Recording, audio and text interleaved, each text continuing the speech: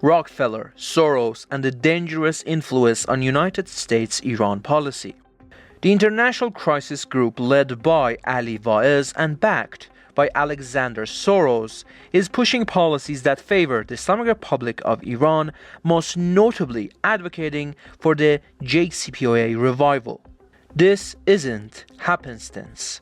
The Rockefeller Brothers Fund reportedly gave $200,000 annually, while George Soros' foundation has poured over $30 million into ICG since 2021, plus Alexander Soros' $500,000 grant.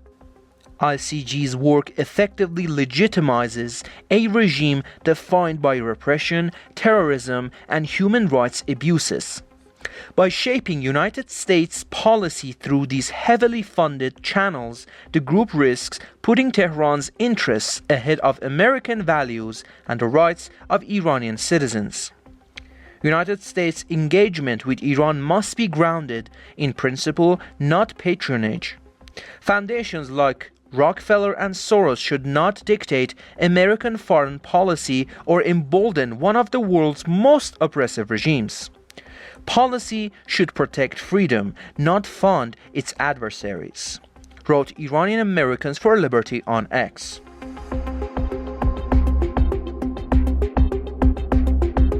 Families of death row prisoners once again gathered outside Qezel Hisar prison in response to the unprecedented wave of executions and the constant transfer of inmates to solitary confinement.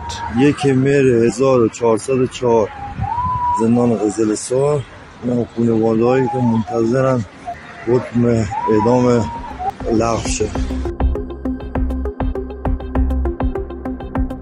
A group of family physicians in Mazandaran province staged a protest gathering to denounce irregularities by the Social Security Organization.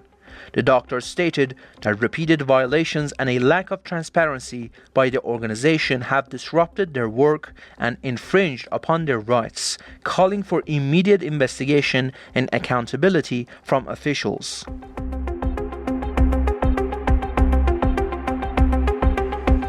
Residents of Tahlab village in Mirjaveh rallied against the plan to divert their water supply to Zahedan.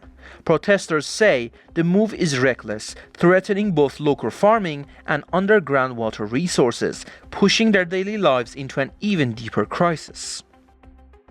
Also, dozens of residents from Mirjaveh County, including people from Rigmalek, Road K, and neighboring villages, held a peaceful gathering in front of the governor's office. The protesters, carrying signs and chanting slogans, condemned the continued closure of Road K border crossing and the authorities' indifference to the community's economic hardships. They demanded the immediate reopening of the border and the creation of job opportunities for local residents.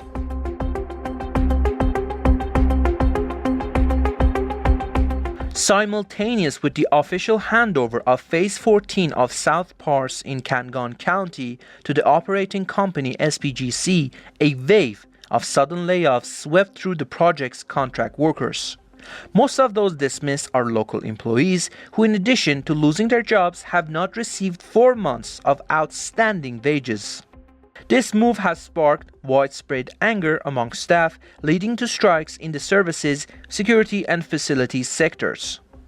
The protesting workers state that with the arrival of new operating company, they were abruptly dismissed without any job guarantees.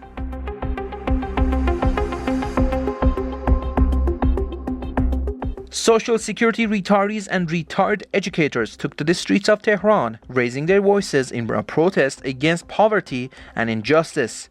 Also, a group of Social Security retirees in Khuzestan, Shush, Gilan held a protest rally to denounce poverty, harsh living conditions, and the authorities' continued neglect of their demands.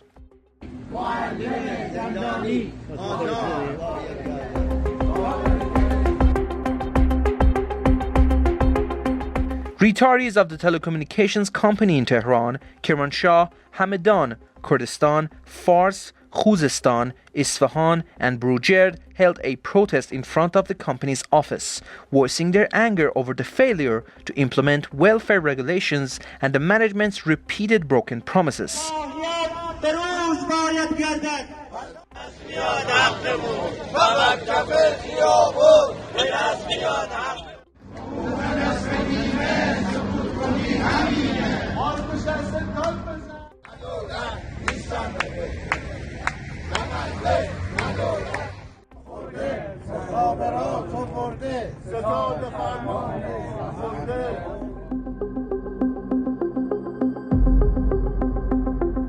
Workers from the National Iranian Steel Group in Ahvaz held a protest gathering and then marched in the streets, demonstrating against the non-payment of their wages and benefits. A group of Khuzestan steel industry retirees held a protest demanding the proper implementation of the pension equalization plan based on 90% of the salaries of active employees.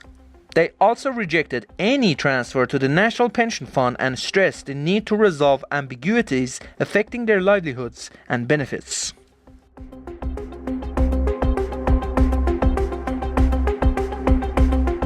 After the match between Fajr Sepasi and Zob Ahan at Pars Stadium in Shiraz, fans leaving the venue were heard chanting, "Reza Shah, rest in peace."